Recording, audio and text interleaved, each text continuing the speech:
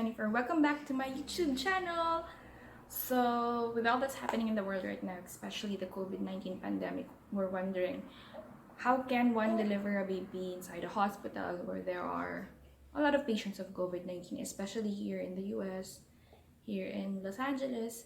Every day there are record cases. Actually, sometimes it would take 3,000, 4,000 cases a day. So you can't really tell the probability of you catching the virus. Although they are saying na pag mataas ang immune system mo, you can fight it, but you're not really sure because pregnant women are immunocompromised. But I just hold on to what my nurse practitioner told me, that it's better to give birth in the hospital than at home, where you can get an assurance that if any medical emergency occurs, you will be attended to. Luckily, I was able to deliver this baby inside the hospital and did not acquire the virus at the same time. But what really happened, kukwento ko sa inyo my birth story here in the US. Several days before I gave birth, we already pre-registered in the hospital where we delivered my baby. In the website where there was a pre-registration form that you had to fill up, there was a requirement there telling you to bring your own mask. So they won't allow you to come in if you don't have a mask. Another thing is yung watcher mo, yung kasama mo sa hospital. Luckily, I was allowed to have one watcher because there are hospitals here that do not allow your partner or your husband to come with you in the delivery room.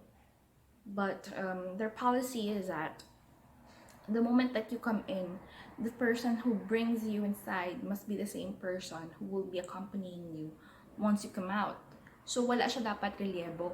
But what happens if you deliver via C-section? Pagod yung watcher mo. The good thing naman was that when my husband was at work, I was already having labor contractions, pero manageable pa. Such that when he came home in the morning, the contractions were getting more painful. We went to the hospital at about 7 o'clock in the morning. I was checked and I was already 4 centimeters dilated. But before that, before I was checked, before you come in the hospital, there were people who are already checking, oh bless you, already checking the temperatures of patients coming in. There were PPEs. And fortunately for me, since I was going to deliver the baby, I was wheeled in via wheelchair by the guard, and my temperature was taken inside. And we were given stickers to put on our shirts so that we will be identified as patients and visitors or watchers. And one thing that struck me when we went inside the hospital is that it felt like it was almost empty. There wasn't anybody on the floor. I think they blocked it off, yung main entrance niya, such that only specific people can get in. So meron silang specific entrance siguro for COVID-19 patients. There was a receiving area for them also. And thankfully naman, yung labor and delivery department is in the corner of the hospital. It has its own door. So you don't feel that parang if there is air circulating, sabi nga nila, diba, coronavirus is airborne. So if it's circulating all around, you don't have to worry because that department is closed. I was made to change into a hospital gown, and I was asked up front whether I was gonna have an epidural or not. I don't know if it was the right decision to decide on it early, but I did get an epidural even if I was only just 4 centimeters dilated. But I didn't know also that I could not eat. It's really funny, or maybe I forgot that I couldn't eat. Somebody probably told me that I could not, but I wasn't so sure. And I thought if I would not be able to eat, it would be sometime really close before the delivery, not when I was just checked in. The anesthesiologist came and I was given an epidural. At the same time, I was so hungry. Luckily, I have this really nice nurse. Her name was Kaya. She's a blonde nurse. And I asked her if I could get something to eat. And she said that, no, but you know what? I can give you a Jello. So all through the afternoon, until her shift ended, I asked for Jello. And then after the Jello, she gave me a popsicle because I was feeling hot already. at least the jello and the orange juice and the popsicle, they helped soothe my feeling. Because the reason why I was feeling quite hot pala kasi I was about to go down on a fever when nighttime came. It's probably one of the reasons why later on they almost decided to give me a C-section. But this girl, Kaya, my nurse, she told me, just push the button, call me up, and then I'll bring you the popsicle or the orange juice, whatever you want. That happened until her shift ended because she was only there for 12 hours. And then another nurse came in to replace her. This second nurse was Christine. During Christine's shift, my epidural wore off. So she had to call in another anesthesiologist to replenish or to give me another shot. I don't know how that worked. But it eventually altogether wore off the epidural, such that because I was already having contractions for more than 20 hours, I had to be induced. And when I was induced, parang walang epekto yung epidural because I still felt the labor pains once it wore off. Apart from that, yung side effect niya, I felt itchy. So I told Christine, the nurse, I feel very itchy. What is this a side effect of the epidural? Yeah, it's possible, she told me. And I said, is there anything we can do about it? Because ang kate niya, makati siya. Yung kate niya nasa likod. I couldn't scratch my back kasi I was lying down. So she said, do you want a Benadryl? And I said, sure. Hindi na ako nag-isip because what was important to me was that I should just deliver the baby. Gusto ko lang din ma-relieve yung kate because they can't scratch it for me while I'm lying down and trying to concentrate on pushing the baby out of my body. So nung binigyan niya ako ng Benadryl, she gave me 2 shots. Nawala yung kate niya. But when I was having labor contractions, and literally when I was trying to push, because Christine, during her shift, she made me push from around 10 in the evening until 7 o'clock in the morning. Ganun katagal. And during the times that the Benadryl was taking its effect, I was pushing. So, I was literally dreaming. Nananaginip ako habang nagpupush. So, hindi ko alam kung saan ako magko-concentrate sa nangyayari sa panaginip ko o sa pagpupush. But syempre, I had that resolve to really just push. My labor lasted so long. Inumaga kami. Kaya nga, I was already induced the night before. I think it's about midnight. Nothing happened until past 7 when Christine's shift was already over. Somebody else had already replaced her. So I almost gave up already because I was very, very tired. It's not so much the pain as the energy. And I couldn't ask for water anymore. I couldn't drink. I was very, very thirsty and very, very tired at the same time. Yung dehydration ko talaga, it was taking its toll on me. Apart from the pain, even if my husband was holding my hand, I was asking him to massage me because of the contractions that I was already feeling. Kasi nga, wala nang epekto yung epidural. I almost gave up. And this third nurse, because it was the third shift that I was in having labor, that's a total of around more than 40 hours of labor, kasama na yung sa bahay. This third nurse said, Christine said, I'm gonna call your doctor, because she's a labor nurse, right? So, he's supposed to come in when I deliver the baby, or I'm about to deliver the baby. I think behind her mask, she was frustrated. There was frustration in her voice, parang iiyak siya because she couldn't deliver the baby. And she did try her best, I must say. From the start of her shift down to the end, talagang she tried her best. She called my doctor and my doctor came in around 30 minutes after she called him up. This third nurse asked the doctor, should I prepare the team for you? And then he said, what team? If you want to have a C-section. And he said, we're just getting started. He said it like that. And when he checked on me, he could already see the head of the baby. He could already see the hair. So he decided that we should push through with the vaginal delivery.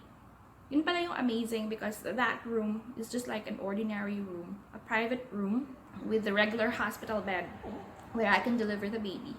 And then when he decides if it's medically necessary to get a C-section, meron lang mga lights na ibababa, and then there's just a team of people who would come in and assist him if he decides to have a C-section done. But fortunately, he was firm in his decision to have me push, because I think I asked him during our checkup 2 days before the delivery, is it possible for me to not have a C-section? And he said it's only done when it's medically necessary.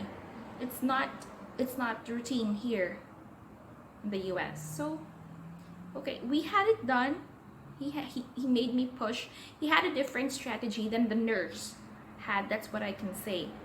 Nevertheless, Christine tried her best.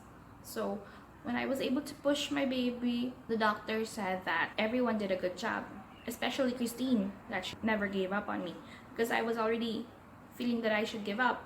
Before the doctor came in, she still wanted to try to push. But I told my husband, I don't think I want to push anymore, because I want to save my energy for when the doctor arrives. Maybe he still wants me to push before he does a C-section. After I gave birth, I was made to do a skin-to-skin with the baby. She breastfed for an hour, and I had to take a pee. So my first pee, 1 hour after I gave birth, the third nurse assisted me. And after that, I was moved to a room for postpartum care. My baby and I were settled there. And it's amazing kasi there were Filipino nurses who assisted me in postpartum department. There were around 4 of them. They were really nice to me as a first-time parent. When the baby started crying, I didn't know how to calm her. I didn't know how to put her back in her bassinet. I only knew how to carry her like this. When they would come in, they would showed my husband how to change a diaper for the first time. Machika sila. We would talk about the Philippines. I thought that I wasn't expecting any special treatment from any kind of nurses, because really, I didn't set any expectations. Kung ano lang ibibigay sa akin, sabi ko, good, well and good. But I was given perfect care, and I'm very thankful for it. So yun, I met Ate Lizelle, Ate Joanne, who wasn't really born in the Philippines, but she married a Filipino. And she was even apologetic that her Tagalog is twisted. But she's conversing really well. And there was a certain kind of warmth seeing Filipino nurses abroad and seeing that they take care of you. I felt really special. So mabuhay talaga ang mga Filipino nurses. Ate Joanne was the one who wheeled me outside of the hospital when we already were discharged. We were discharged within 24 hours from me giving birth. All through that time, they would come and ask me, is there anything you want? And I would always say, I want the orange juice, please. Because they have an ice machine there, and it was a particularly hot day. So when they would give me like a picture of orange juice, it would be filled with ice. So it's icy orange juice. It was really, really good. And I would always remember their orange juice from the hospital. And one thing that's amazing about them is that, well, siguro kinapalan ko na rin yung mukha ko, because at the hospital, they had a pack of diapers for the baby. And it's free. When we were discharged, I asked them, can I bring this? And yeah, no, you should bring all of it. You should just leave the receiving blanket, the one where she's wrapped in. But the cap that she used, she was given that. The pacifiers, the shampoos, the diapers, the wipes, especially here, everything comes with a price. So thankful din kami kasi the remaining diapers lasted for about a couple of days. One thing that struck me also was that you really can't leave the hospital unless you have your own car seat. So I was just thankful that we were gifted with a 2-in-1 car seat and stroller by the baby's aunt and uncle. So my husband had to go down to the parking lot, take the car with him in the roundabout entrance, because that's where the exit's gonna be. And I was wheeled out by Ate Joanne in the wheelchair, and I had to carry the baby who is inside the car seat, and I had to put the car seat on my lap. So that's how it works here. You cannot drive home a baby unless you have a car seat. So there you go, guys. That's the story of me giving birth in the US during the COVID-19 pandemic. All in all, it was a pleasant experience. It was scary, I know, but the feeling of happiness of having delivered a child is way, way above the fear of contracting the virus. One thing that helped me strengthen my immune system is continuing to drink my prenatal vitamins up until the day that I delivered and getting the flu shot before the delivery. I got it 36 weeks. I think it helped strengthen my immune system. If ever you want to go ahead and take a flu shot, you have nothing to lose. I hope you enjoyed the story of me giving birth in the US, and I hope the COVID-19 pandemic will end soon. To other moms who are about to give birth, I wish you a happy and very, very safe delivery. That's it for today, guys. If you want more videos, don't forget to subscribe to my channel. Thank you and have a nice day. Bye-bye!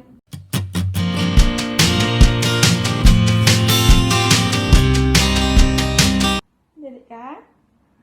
Patsun kong kamera basta pagkatapos, Dede. Ma-film si mami, okay?